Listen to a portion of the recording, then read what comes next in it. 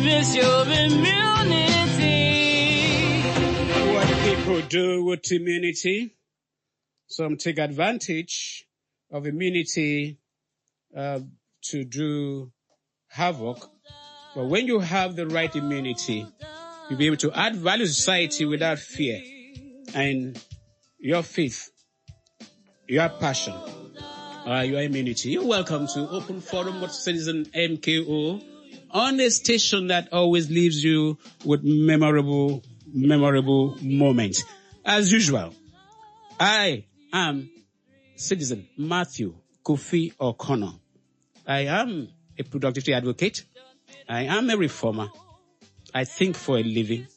I'm just an ordinary citizen, but with extraordinary driver patriotism. And Open Forum is about people, issues, ideas, and solutions. And as we say, that wherever this flag is flown, we take care of our own. Today, we are going to address more critical issues on the front burner. And you know something? Life is not about news. Whatever you see is news is not just news. There are issues. And those issues have larger implications on society, on you. If you think it doesn't concern you, someday it will get to you. And you'll be shocked. Say, oh, had I known, I would have maybe said something at this point. We are going to do that looking at a couple of issues in the polity, not just in Akwa Ibom State, but something that transcends Akwa Ibom State. And as usual, we want to start with giving us the food for thought and thought for food. And we will introduce our guest, who I am so glad to be able to have him on air. And he is going to let us into one of the issues that we'll be looking at having to do with our critical conversation. You'll get to meet our guest in the next few minutes. But like I've said, you know that we cannot do without a thought for food and food for thought. And today, it comes from Richard P. Feynman. And he says, for a successful technology, reality must take precedence over public relations, for nature cannot be fooled. Richard P. Feynman. I take that again. For a successful technology, reality must take precedence over public relations, for nature cannot be fooled. And you see how this relates to most of the things we're going to discuss today, because people will be saying, politicians, they will make promises, they will tell you they'll build a bridge where there's no river, we don't even need one, and they shake your hands during campaigns and shake your faith thereafter. So we are going to see how this relates for those who had thought that they have pronounced technology and reality did not take precedence. So I want to welcome you once again after saying that, because the man we have in the house, please, our technical man should be very handy, because I'll be able to stretch. We are streaming live on Open Forum with Citizen MKO on Facebook. And we are also streaming live on Memories 965 FM on Facebook. Thereafter, you're going to have this conversation on YouTube. And you can also join us anywhere in the world on Radio Garden. That is how thorough that Memories FM is, sacrificing to be sure you don't lose a moment. Now, the man that I have in the house, I want to introduce him early enough, because he is at liberty to partake in any of the conversations we are going to raise outside the issue he has come here to talk about. Remember, Open Forum is not just an anchor program. We come with ideas and we drop our positions. And he is also part of the house. Comrade Israel Lumor is a man I knew from a distance so many years ago. And I recall he would mention where the secretariat was when we started the conversation.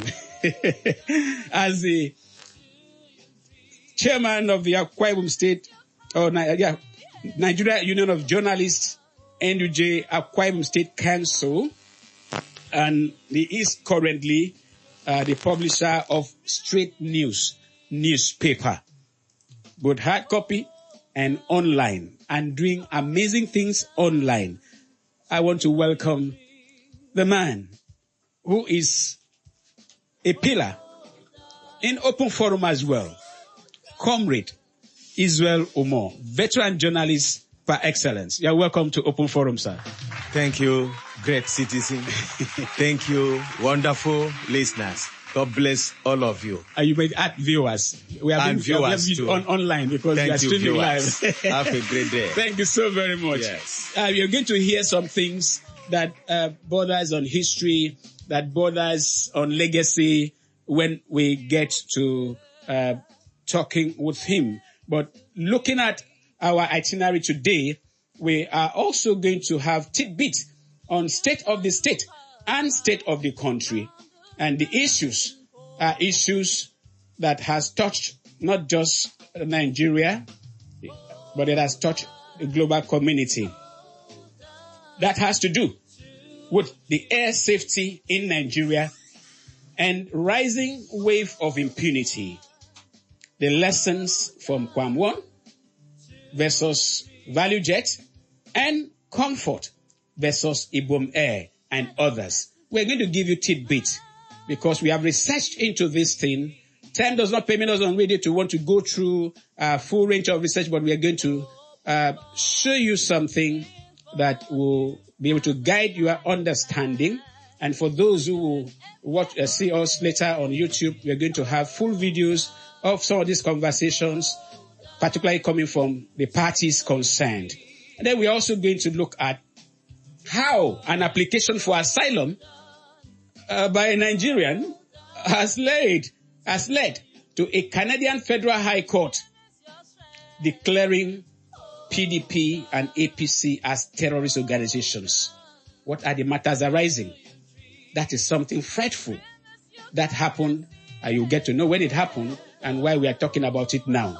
And then on the critical conversation, we are going to have this interaction with our guest in the house, Comrade Israel Omo.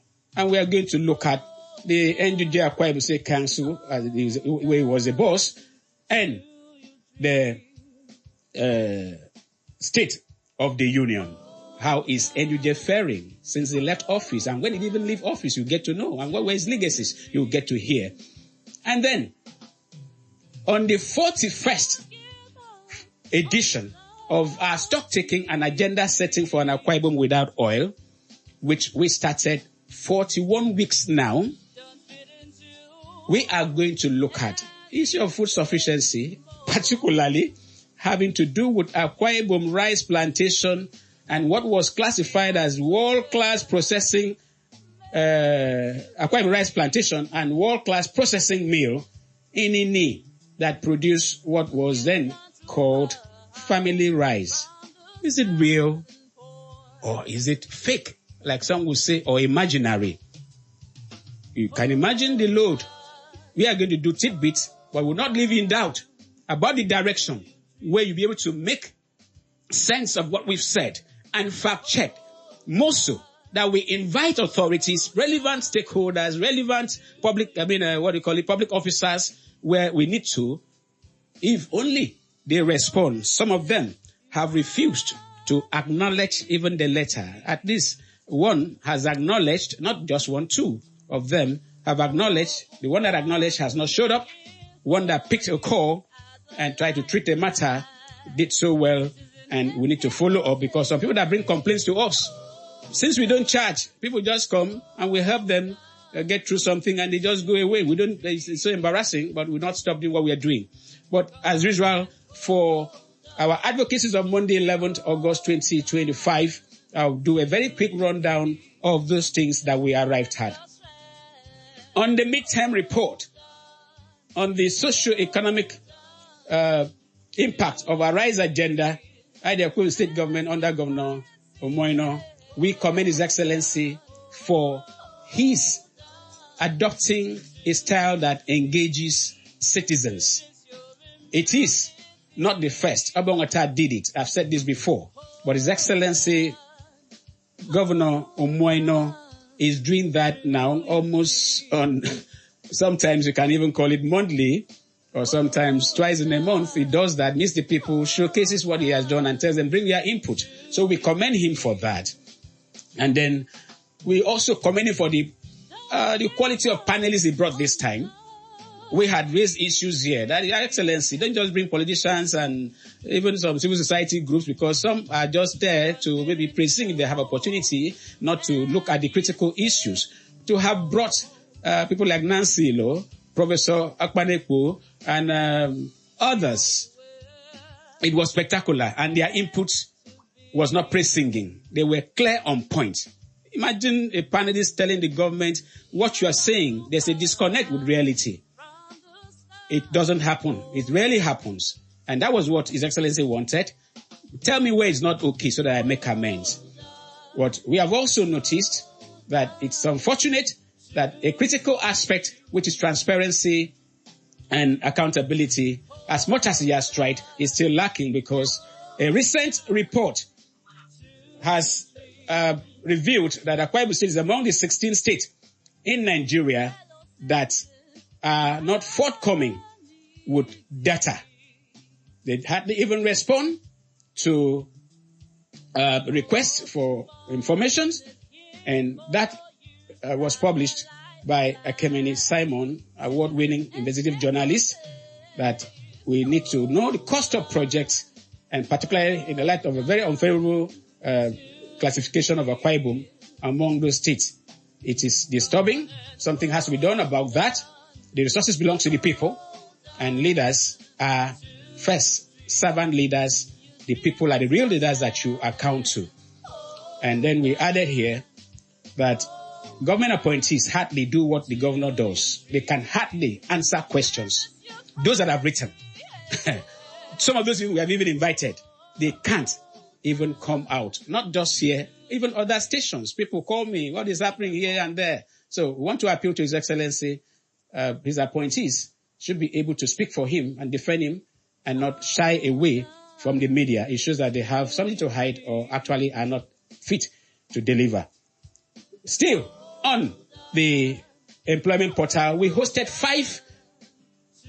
4 physically challenged persons here, with the fit person being Solomon, who was in the kidnappers den for over a year in Zamfara, that we made appeal that His Excellency please consider those young men and women for automatic employment. We've written that several, had a press conference, and I mentioned here that the governor sent a message to us that we should not leave that matter, that is going to be done, and it's over a year. So what we are doing is just a reminder now that we got the message. We forwarded their CVs as was demanded, and nothing has been done. So with these 3,000 job seekers, placement available, please, Your Excellency, do something.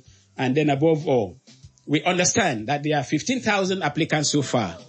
That will be too minimal in Akwa Ibom State. Why do we have 15,000 people apply for a job of 3,000?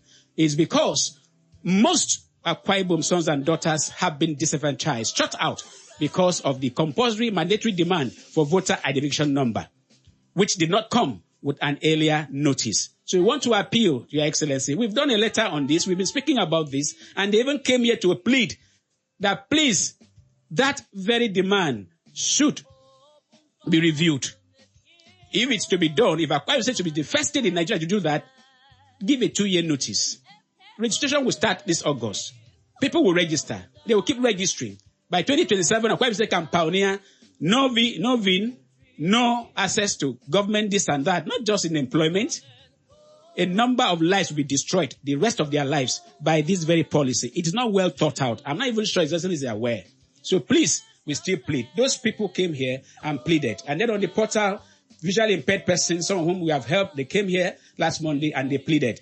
They cannot do written interview. They will need to do it orally.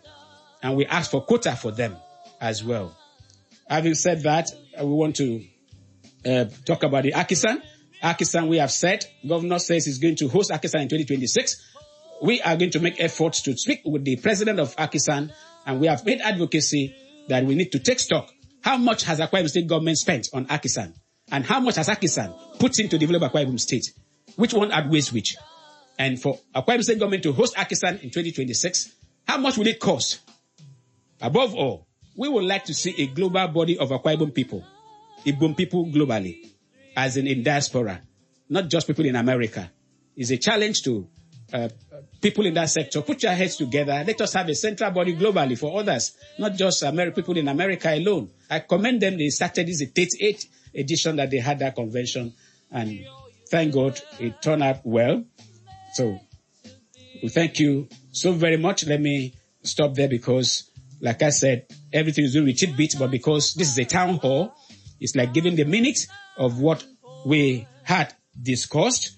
And doing that is very important because we are not just beating about the bush. We are very specific. Now to the issue of air safety in Nigeria and the rising wave of impunity. What lessons have we learned from the Ibom Air and Value Jet saga between Kwam Won, King Wasiu Ayinde, Marshall, and Comfort Emerson? That case concerning Kwam Won was peculiar. Peculiar in the sense that Kwam Won had been flying with his water bottle. It's a gold cup. Maybe he just wants to use it for show, because that may likely be a customized cup and he likes carrying it about. But people did not know that it contained alcohol. What with the pilot saying that the content spilled on him, or was it on her? They know the smell of alcohol. So despite Kwam Won saying it was water, those involved, they know better. But the federal government did not take action immediately. Along the line, when that of Comfort came up, which is so peculiar, action had to be taken, where he was banned, even made, made to become an ambassador for air safety. But that of Comfort is very peculiar. I was doing research. I never wanted to watch the Comfort scenario because I thought it's gross indiscipline for anybody to board a flight and not off his or her phone. I have boarded flight right from the years when there were no phones. All you hear is your seatbelt.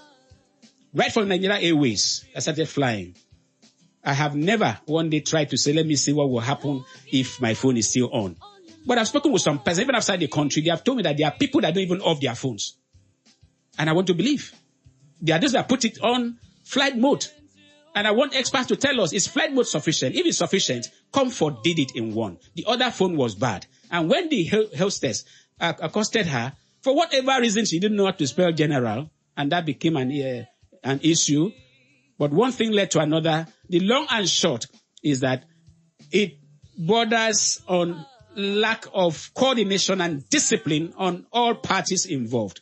But when an accident is imminent, you look for the way out with less casualty. Fast forward to when she was not allowed to come down after the whole thing had died down. There was no fight. A co-passenger helped her to off the phone. One phone was bad, but they eventually worked on it. Put it in safe mode. So what happened at the point of coming down? Then, for her to be dragged down by men, no problem. If you don't want to come down, a force will be applied on you. But what has stopped? Why did the hostess stop Comfort from descending on her own? Like I said somewhere, my wife actually said it. The aircraft and the tarmac is not Sambisa Forest. She couldn't have disappeared. She would have been arrested. So, now, who dragged her clothes from above while she was descending? Thank God she has made a video where she told the story. I refuse to watch that video more than once because I hate that scene. She has confirmed that it was Juliana Edwards, that same hostess, that dragged her clothes. And that clothes was also kind of like a pant. So to have dragged the clothes from above while they were carrying her both hands and legs downstairs showed that it was intentional to strip her naked. There are things we must not do. We fight for the oppressed. We don't support indiscipline. And that is why the father has spoken. There's a video of the father who's a tailor managing in somebody's frontage that he was raided and he lost everything. He doesn't even have a shop. The daughter has been disgraced. Yes, the girl has photos on her Instagram page or wherever where she does modeling or whatever. That's her business. People never even knew that before now. But she's entitled to dress how she wants and take photos. People are doing it. After people go for beauty contests and wear just pants and walk around. and people will be clapping and even get the prize for that. So it's no excuse that she dresses skimpily and then does that. You cannot strip somebody naked in public and feel that immunity will cover you. That impunity has to be cured. I can't speak much on that because I know we've not heard the last. But she has said the 500 million naira suit filed by a public interest lawyer, she has not instructed it. But the father is demanding for compensation. She has named her lawyer and they may. One thing is, Akwa Ibom State should do better in media, what do you call it now? In mediation. We, as a people, will lack it. I say that because, from experience, even as we speak, there are things that may shake this state. Let nobody say somebody is demarketing Akwa Ibom State. Ibom Air has an image it must protect, and so it's so mandatory that that has to be done. And I want to find out, my guest, comrade, would you want to have a short take on that? Because you are not just here to speak about NUJ. You are here as a veteran journalist who is an analyst par excellence. Will you have a very short take on these issues before I move to the next item? On what I've just spoken about. Do you want to have a take? Yeah. Okay, please. Let me start with Comfort Emanson, who is the signature of all eyes in the state and, of course, internationally. Globally. Is one issue that we, Akwa Ibom, should not forget in a hurry. I have listened to her. I've read a lot of things about her. And it's very, very unfortunate that from what we have heard, because most of us were not passengers, but from we could decipher from what we have read and what we have seen that she urged in not switching off her phone, even though she wrote in her Instagram page that one of the phones was faulty, was bad. The switch off button was bad, but the other one, but she put it in flight mode. In flight mode. Yes, she could be forgiven, but that's why I like what Festus Keyamo, the Minister of Aviation, said that Ibom, that the aviation industry, in fact, some airlines need to train and retrain absolutely their workers and officials, and that would be very helpful because if you see that lady, the hostess, yes. In fact, the blame is heaped on her now. Yeah. That she should have allowed the girl to descend, to calm down. The girl would not have flown into air. No, let me add something there. Yeah. If she was even backing her while blocking the exit. She blocked her. Now, Simple. if Comfort was as violent as even Comfort was trying to show later on, Comfort will have threw her down the staircase. That's it. But she did not. She only did a video. Thank God she had two phones to do a video to say she doesn't allow me to pass. And for the fact that the person that was dragging the blouse, that's it, was doing it intentionally to strip her, cannot be ignored. And for those watching us and those hearing us, we have a video of another incident involving issue of phone where it is alleged that it was the same person, the same Juliana. Even if it's not, you will watch, I will put up that other video. I think that happened in 2024. The pilot had to come and intervene.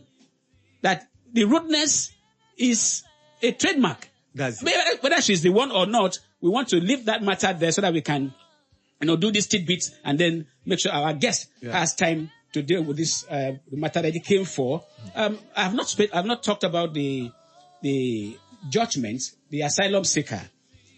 Yes. A Nigerian. Yeah, Douglas Egareva. Joined the PDP at formation.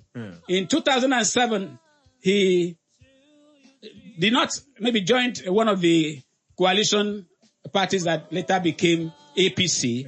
And he applied for asylum in 2017. The long and short is that he was denied and then he appealed. They upheld his appeal at the immigration level. And they made the Canada made a further appeal. And the long and short is that Justice Ngo decided that based on intelligence, information, international intelligence about Nigeria, they have classified APC and PDP that he belonged as terrorist organizations because they infringe on the right of people to practice democracy as it should. And they do not condemn violence at the leadership level. We wouldn't go to too much stories about that, but the long and short is that judgment, the federal government has spoken against it. The pity is that APC, I think through his spokesperson, said it wasn't APC that they said it was PDP, which is very unfortunate. Open forum position is that judgment that was given in June 2025 was only brought forward by a media house, like the kind of media house that we have a veteran here, People's Gazette. Where are our ambassadors? We don't have them, but we have a diaspora desk that should be mindful of this kind of thing, because I was a member of a political party, and that political party has been classified as a terrorist organization. If I have any need now, I would be denied asylum. So, we want to appeal to the Nigerian government that please, we need to do much more than this press statement. The Canadian government and the international community has to be engaged. That political parties, yes, we have our bad eggs. Yes, some of them are even in power. They will tell you that you cannot get power except you fight, except you grab or do this and that. We see it happen even this last election and all of that. This runoff. So I want you to just take have your thoughts, because government needs to do this so that we can correct the impression globally, and then have our citizens who may want asylum to be considered as fit, not because they once belonged to a party, meanwhile they were never on their own violent. Let me start this way. Yes, you sir. see, Premium Times is a respected online newspaper. It was People's Gazette that actually did this one. Yes, People's Gazette did it. But after, you see, so many news organizations and online publications came up with a story describing APC and PDP as terrorist organizations. But Premium Times fact-checked that story. Beautiful. And discovered that the Canadian judge did not actually describe the two political parties as terrorist organizations, but that the judge accused or delivered a judgment that portrayed the two political parties as always snatching ballot boxes from people, inducing voters, and creating violence and all that. But it did not come up with the specific this thing. But I think some of our news media organizations should always fact check so that we come out with the fact. And of course, nothing but the truth, something that is objective. Let me read part of what the judge said. Okay.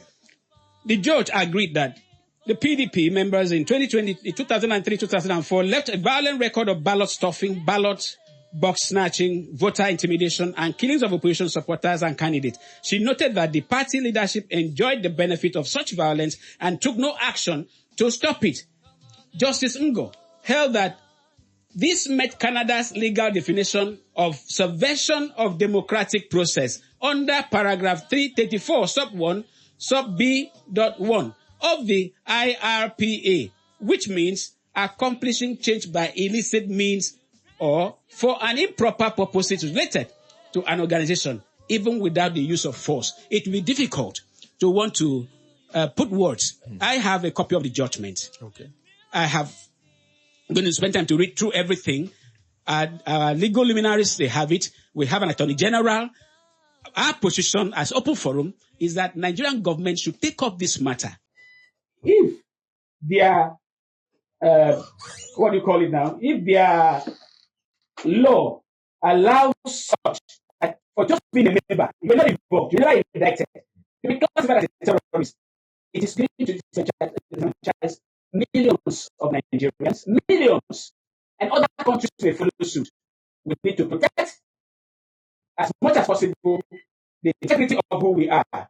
Because, like I always said, those that are our leaders is literally, for whatever reason, we should not be judged by who they are or what they do to come to power. And so, for anybody that person should not be a victim of that. Yes. We hope the government will do the needful.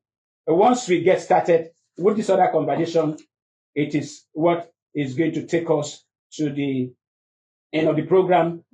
So the last one I want to take before my guest will speak on his tenure is stock taking agenda setting for Akwa Ibom without oil, part 41. And that is Akwa Ibom rice plantation and world-class processing mill which produce the family rice. That very company was supposed to be a PPP with a company called Agricon. And along the line, they got it incorporated or going by the name Ibom Agricon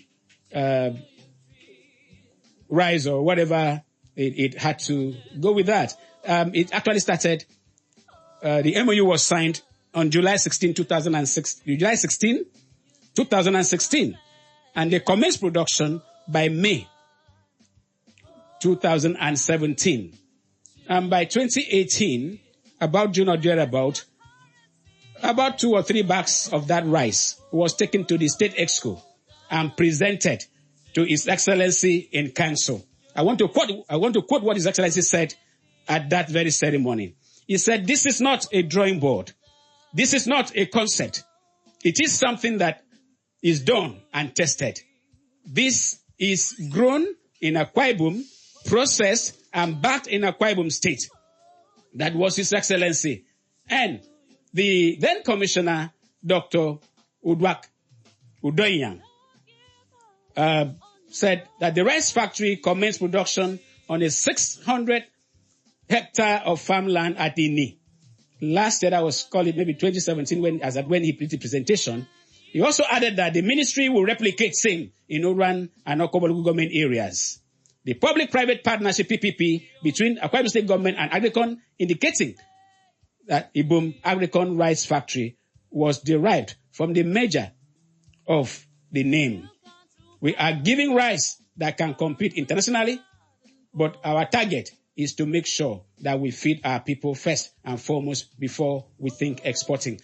This, you'll find the details in our publication that will come as God gives us the grace. What's the important thing?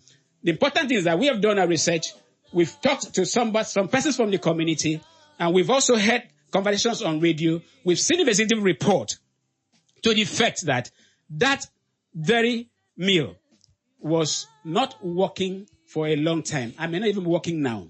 And above all, that the alleged farm that produced where this rice was grown did not belong to the Akwa Ibom State government.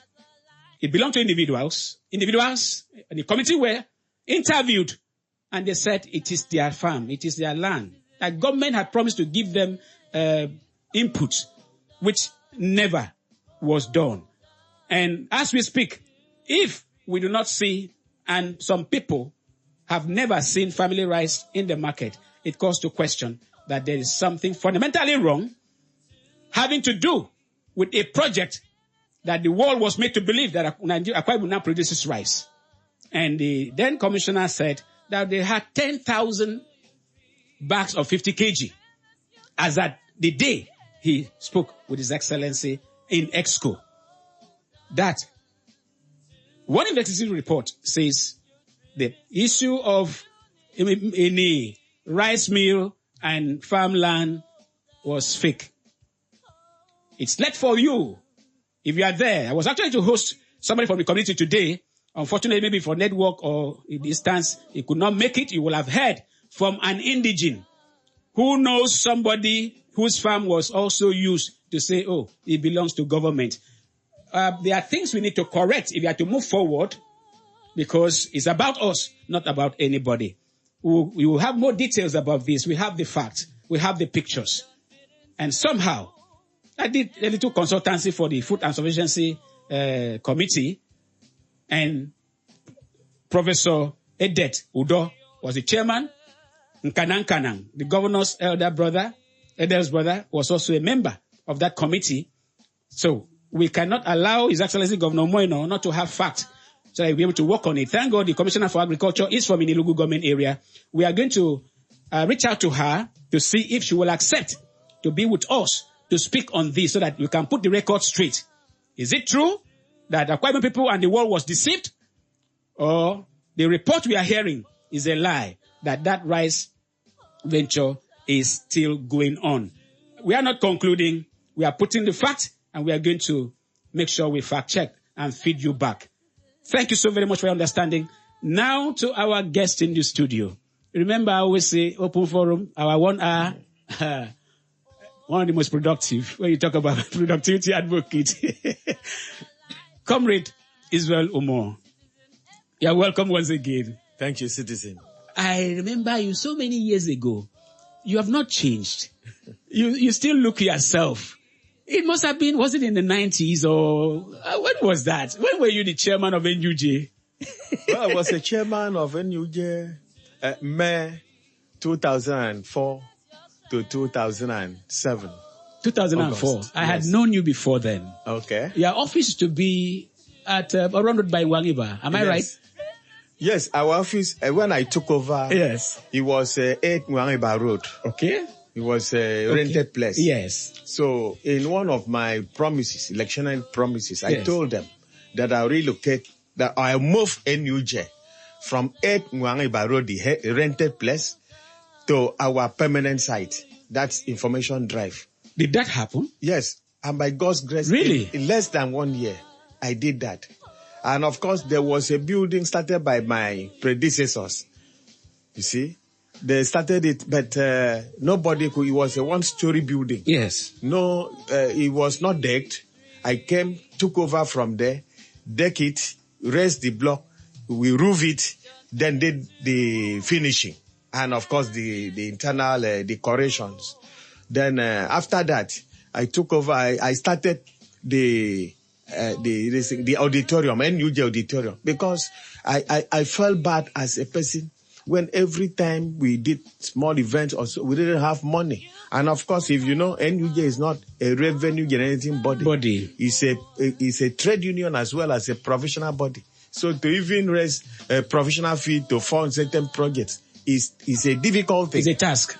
Very difficult task. So I didn't want to succumb to that. Rather, I said, okay, why don't we start a project that will be generating revenue for us? And what was that project? It was NUJ Auditorium, which the governor commissioned on 1st August 2025. I was to take you on that because I heard that even your name is on the plaque. Is that true? Is your name on that plaque? Yes. Unveiling plaque to indicate that you initiated that project? Yes, that my name is there, that I started it.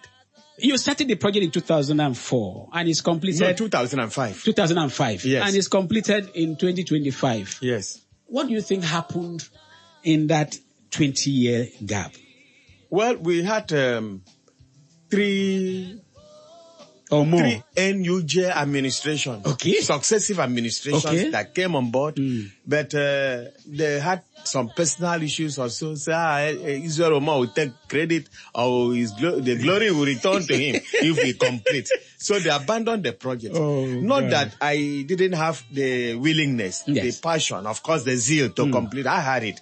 But there was no money. There was no funds. You know, the project was stalled due to paltry of funds. So it was difficult to raise funds to complete it. So what is the miracle that Emosi brought to bear, at least towards the exit of his tenure, to have that very structure you started completed? In the second tenure, he called me. He said, my leader, I am going to complete this project. Awesome. You see, and luckily, the present governor visited us. He came on consultation. He mentioned it. The man dropped a token. Okay, use this and start it.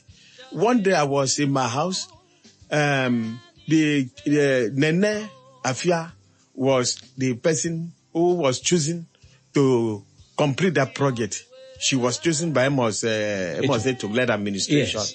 She called me, said, I want to see you. I said, what's the problem? He said, please, I want you to come to the NUJ Press Center. I obeyed. I didn't want to ask many questions. Yes. I moved to the DC. He gave me wine.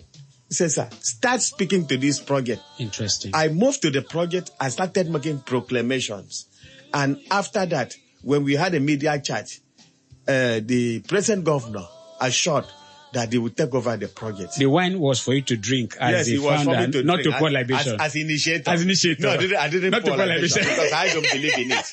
So I heard it and started quoting the words of God, quoting from the Bible, speaking and making Talking about quoting the word of God, that building has been completed. It has been How completed. do you feel with the completion? I felt, and I'm still feeling very, very fulfilled, because it's one thing to have a vision. Yeah. It's another thing for that vision to become a reality, to be materialized. Let me take you on this. Yeah. You said it was during your campaign that you promised to move NUJ from the rented place to its permanent abode, and you succeeded. Yes. Was that the only promise you made? Was that the only legacy you left? There were Are there other legacies that can still be picked up and worked on? There were many legacies.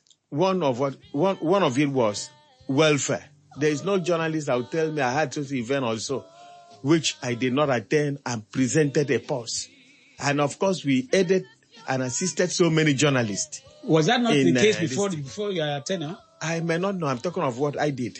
But before you became chairman, was the chairman before you not doing such a thing? I might have done. Did you think about instituting something that could make it more sustainable than just, Yes, I instituted an award ceremony for some of our journalists who are practicing outside the state, like Mofara Koriko, Akpandenge, and the rest. I invited all of them. They came. Beautiful. And we presented awards to them with huge financial purse, which I don't want to mention. No, whatever is huge is understood. And in fact, 2 weeks to the time before I left, ex-Governor Atta approved what we call Journalist Village for us. Journalist Village, which will have fetched us different plots. Was that your idea as well? Yes, it was my idea. So what happened to the Journalist Village? My agenda. It was just 2 weeks for me to go. 1 week after I had gotten the approval, I went to the then permanent secretary, Sabasi, who is the president of Oral Union. Now, he assured me, said, this is a fantastic... We hosted him here about 4 weeks ago. Yes, he said, this is a fantastic idea. Thank God the governor has given you approval. We are going to provide you with a land. For journalists. Let's be fast on this. Yeah. Did you secure the land before you left? It was 2 weeks for me to go. But I went to him. He said that he will provide. That let my predecessor, successor come.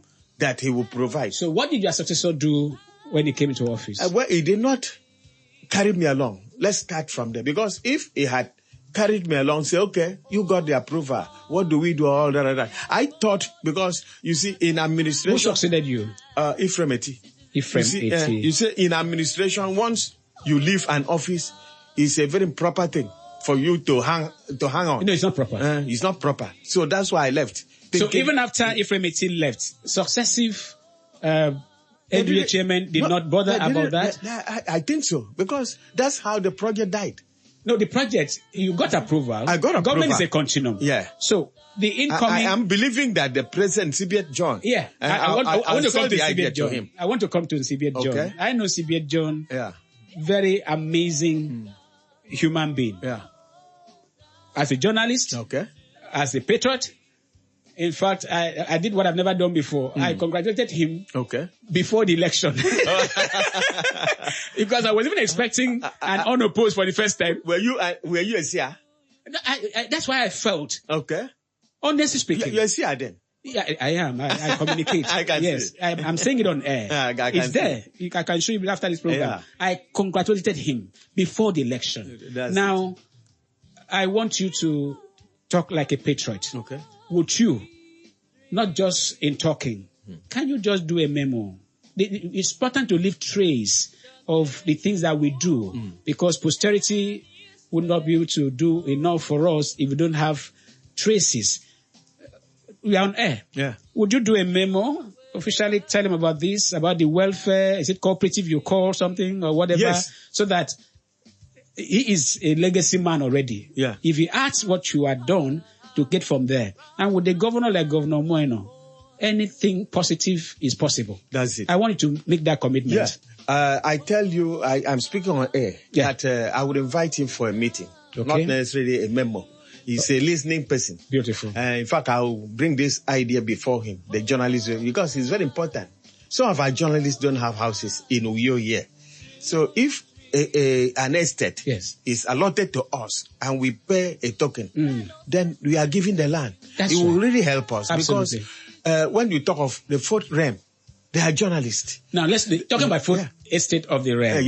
Now, they are journalists. Are you troubled that the kind of journalism you practiced then is not what is being practiced now? Because with gadgets, with technology, the cyberspace has opened up, made everybody journalists. You've seen what Comfort was able to do. She reported her news, something that will have taken forensic analysts when we also get to know that there's no camera in the aircraft, like I've heard, that there are no cameras. They say, bring the camera. There's no camera. And I said, this is serious. So are you worried that quality of journalism, talking about a brown envelope that they try to demean some persons, talking about yellow journalism, talking about fake news, which has also got into hard copies of newspapers. Are you worried? You want to open the phone lines so that... Yeah, I must be very frank. What you have is what we call a social media journalism, or you can say citizen journalism. It's citizen. Yeah, it's not the true journalism. You see, anybody who has any phone that can capture or pick pictures can do that. Yes. And it's very, very unfortunate when some people, if you talk now, they say, leave now, I'm a journalist. Because the person is able to write in the social media or even Facebook. No. The person is exempted because if they say you're a journalist, it means you are truly a journalist. In other words, you are registered with Nigeria Union of Journalists. But let me come nothing more, nothing less. Let me come in. If you are not there, you are not there. No, let me come in. Yeah. There's what is called new media. Yeah. Federal government, state government, council chairman, captains of industries, they appoint up to SSAs. In fact, in Nigeria, maybe along the line, we'll have minister for new media. We'll have commissioner for new media. Okay. So citizen journalism, because of the era that we are in, you can't blame them. Nobody should call himself journalist just because you do this. But new media has turned, and in fact, if you cannot report things, you may go in for it. My concern now is those that are even journalists who write the kind of things that even when you yourself, you read, you know that this person is not practicing journalism or is doing public relations. Talking about public relations, is there a difference between journalism and public relations? Yes, there's a difference. So journalism is about gathering, editing, writing, and publishing news and facts that will meet what we call public interest. Yes. Whereas public relations is about laundering image or reputation. An organization. I take you on that. Yes. Is that not what most journalists are doing for politically exposed persons, even when things are so bad?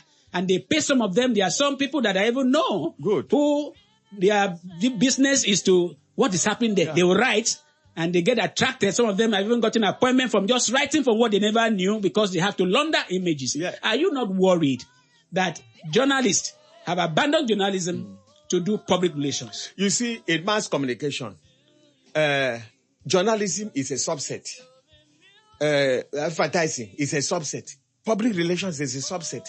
So if somebody who has undergone the school of, who has undergone or has BA in mass communication, then he can venture into public relations. Yes. I am equally a member of NIPR, Nigerian Institute of Public Relations. Yes. I'm equally a member of Nigeria Union of Journalists. That it doesn't mean, it means that I know what public relations is all about. You see, some of the information officers and the rest are doing that just to protect the image and reputation of their employers. And of course, the organization and companies they're working for. It doesn't mean that that is journalism. No, it's not journalism. Because once you have on, or you dwell on reputation and image laundering, that is public relations. That is public relations. For our listeners, please get this. It's very important because you see some publications, you see some reports, and you know that this is not journalism. Yeah. This is public relations. So it doesn't matter whoever does public relations, be able to differentiate. Otherwise, they will put words into your mouth and you swallow it hook, line, and sinker, and it may destroy you. Be able to separate journalism from public relations. Because a number of persons wants their image, very battered image, to be laundered, and they pay fabulously. Some even have hundreds of media aids just to do that, because some of them attack dogs. And of course, we don't want to be attacked, sir. Okay. Let me call the phone lines. Okay. 0803 085 7755, or you call 0809 066 6909. And when you call, you mention your name, tell us where you're calling from, and just take 45 seconds to drop your point. The phone line once again, 0803 085 7755, 0809 066 6909. We have a call already. Yes. Good morning. Hello. Good morning to NCO. Yeah. Yeah, you hearing me? Yeah, I can hear you. Go ahead. Your name and where you're calling from. Yeah, Joseph Daniel, South Africa. Awesome. Go ahead. I just want to pick on one issue because of time. You see, the Chinese have been saying there are three sides to an issue. My side, your side, and the correct side. We are yet to get the side of Comfort Manson so that we'll know which is the correct side. Thank you for having me. Oh, good that you mentioned that. You didn't join us early enough. There is a video where she has done a very detailed analysis of what happened. We don't have time to read that, but we're going to have it on our YouTube and Facebook page. We also have an earlier altercation with somebody that is reported to be the same Juliana. It may not be true, but it is Ibom Air. The pilot had to come and beg that the person was rude. And the lady was standing there, the face not really shown. So Ibom Air has to mind its reputation and not to sacrifice it on the altar of anybody. So that is that you were saying something while we are waiting for any other caller. Yeah. I stopped you from a point you wanted to make. You see, as I say, journalism is a very wonderful profession. Yes. In that, the reportage must be very, very truthful, very factual, and of course, you must be accountable to what absolutely. And you see, the difference between this is, in this thing, there is what we call investigative journalism. Yes. That still stands out. It's quite different from what we call the social media. But there are very few. Yes. And those that are doing it have been classified as anti-government, anti-system. They don't know. Some of the government officials don't know because they're after protecting their image. What image do you have when your records cannot speak for you? You see? So, it's not even their deeds. It's about whatever you are doing. It's the deeds. Are you doing it well? If you don't do well, people are bound to speak against you. So what we are saying here is that aspect of journalism, called investigative journalism, is still alive. Yes. I want to take the quote that we used to open the program. Okay. And it is to the fact that for a successful technology, reality must take precedence over public relations. For nature cannot be fooled. Good. Richard P. Feynman. So when you think that, okay, we have a caller. Let's take that. Hello, good morning. Yes, good morning, Citizen Echo. Yes, sir. Your name and where you're calling from? Okay, my name is Ian from Oyo. Okay, go ahead, sir. Good morning, the guests in the studio. Thank you very much. You're welcome. Citizen, like you really pointed out, this your 1 hour is always like 10 minutes. So I have never enjoyed radio program like this. Thank God. That 1 hour before we open our eyes, it don't remain like 10 minutes. Absolutely. Number one, I have to thank you for being who you are. Thank you. I have to thank you for your doggedness. I have to thank you for being a voice of the voiceless. I'm actually one of those that you have spoken of for. Wow. And your voice has really answered. As I told you, Winnie and my wife, we are making arrangement to come over. Oh wow. Awesome. She was called to come over and pick that which belongs to her. I'm telling you that your voice is heard. Okay. No. Just leave it there. Leave it there. Thank you so very much.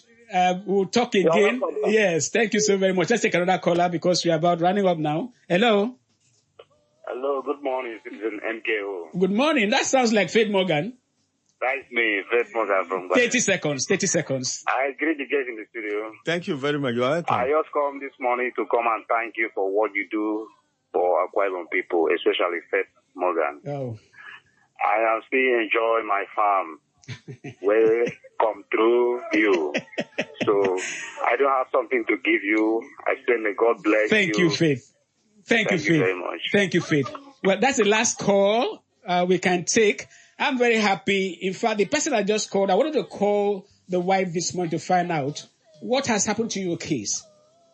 Yes, like I said earlier, there are people who we do things for. They don't come back to even tell us, oh, they have done it. And I'm even afraid to even call the commissioner involved because you are the person should have reported that, oh, the letter is ready and all of that. I thank you, but I want to say this. This 1 hour that looks like 10 minutes is relevant to me, but it's intentional because we try to bring the best we can. But what is the fear? I have said, we don't have sponsorship.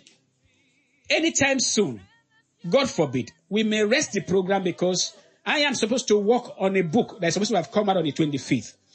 I am going to be 60 years old on the 25th of August, and a book was to be unveiled. Not for eat and drink, but we are going to bring the things we have done and some of the informations that when people will see it. Those that have called us names, blackmailed us, lied against us, even lied against God and themselves, it will be clear that this person, well, he has put his record to the public. So I may have to take some time because we don't have money to keep doing what we are doing the way we are doing it and the time factor as well. But by the grace of God, if we have sponsors, we will sustain this program. Even if we shut down for a while to focus on the book, we will be doing our podcast and we will come back. So we want to thank our guests because of time. If you want to support us, the number is 0802-757-7497. Again, 0802-757-7497. I remain Citizen Matthew Kofi Okono. If I say yes, consider it done.